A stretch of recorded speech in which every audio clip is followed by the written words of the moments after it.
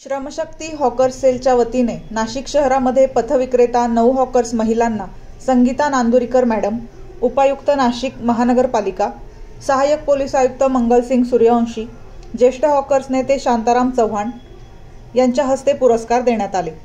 जागर नवदुर्गेचा अभियानांतर्गत आपल्या कुटुंबाची जबाबदारी समर्थपणे सांभाळत स्वावलंबनाची वाट चालणारी, आपल्या व्यवसायातून प्रामाणिकपणे समाजाप्रती बांधिलकी जपणारी आणि संपूर्ण महिला वर्गासाठी प्रेरणादायी ठरलेली अशी कार्यशील महिला म्हणून या महिलांची निवड करण्यात आली होती। त्यांना पथविक्रेता हॉकर्स नवदुर्गा पुरस्कार प्रदान करून गौरवण्यात आले आहे। आणि नवदुर्गा म्हटलं की आमच्या पण अंगात चैतन्य निर्माण होतं, संचार निर्माण होतो की काहीतरी चांगलं काम होणार।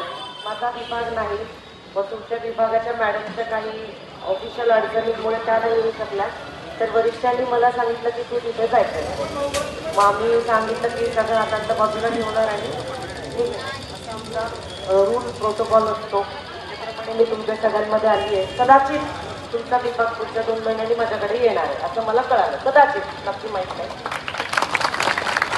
आज जो उपक्रम या नवरात्री निमित्ताने तुम्ही साजरा केलेला आहे हा अत्यंत स्तुत्य आहे, पहिल्यांदा होत आहे आणि नवदुर्गेचा सन्मान हा समाजातल्या प्रत्येक स्तरावर होण्याची आवश्यकता आहे। त्याचं कारण असं आहे की ज्या घटकाला दुनियाभराची कामं असताना सुद्धा पाहिजे तितका मान, सन्मान किंवा पुढे येण्याच्या संधी मिळाल्या नाही, त्या संधी निर्माण करून देण्यासाठीचं हे एक सगळ्यात चांगलं स्टेज असतं की 4 चौघांमध्ये आपण करत असलेल्या कामाचं कौतुक। काम कुठलं मोठं असतं तर प्रत्येक काम हे मोठंच असतं।